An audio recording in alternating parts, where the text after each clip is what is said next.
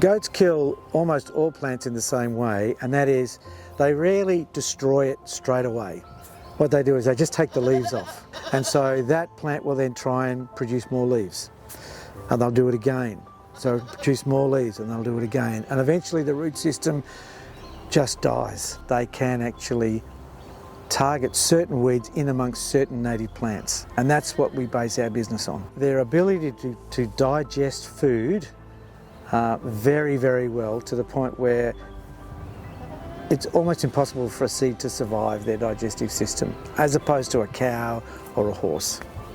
And our regen aspect of the work we do is all with small goats, so they're very light on the environment. The impact on the soil from that perspective is almost non-existent compared to all the other problems, like weeds and even herbicide use. And look, the herbicide, it's safe. The label says, oh, you know, provided you do this, it's all safe. And the authorities think it's all safe, but it's not. See, herbicide use, we know that herbicides can impact on the mycorrhizal associations between plants and fungi.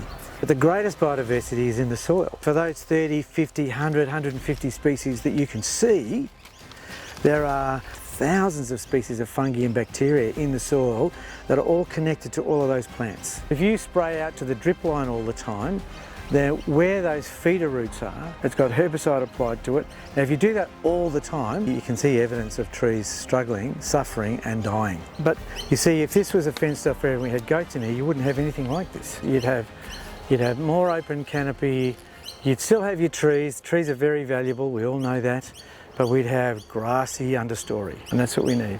The most endangered landscape in the Australian bush are the grasslands. The grasses bring carbon out of the atmosphere and they store it in the soil. The trees are great, I love trees, I've grown millions of trees. But it's very important that we produce, or we plant less trees, less middle story, much more grassy cover. But that's problematic if you're relying on herbicide to kill a grassy weed next to a poa or a microlina. It's very difficult. But a goat will tend to avoid poas. It might nibble at them, but it will literally weed around them and through them. If we can graze it for long enough, we put enough pressure on it, that seed bank starts to see the light of day, so the seed that might have been in there might start to germinate. There's one there that's come up on its own. There's another one over here that's come up on its own. This is producing literally thousands of seeds now, so we're going to get germination from that plant in and around these lower areas. So what we want is different heights of plants all through it.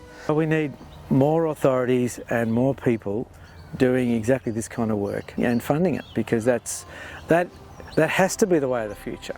We have a wide range of clients, quite big authorities in Melbourne. But it's very limited work with them. Most of their work is done with brush cutters and herbicides and big machinery, which will take a landscape that might be very weedy, and almost within an hour or two or three, it's completely cleaned up. Well, I don't think that's good for the environment either, because you're not giving small birds, you're not giving skinks, you're not giving anything that might be there the chance to understand that, hey, this is all about to change and I might need another place to live, or I've got to get under something.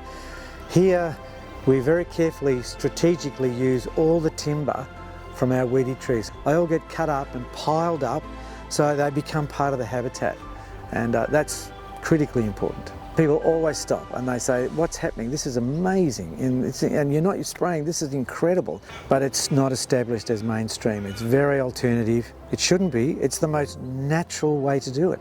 It's the simplest, most natural way to do it.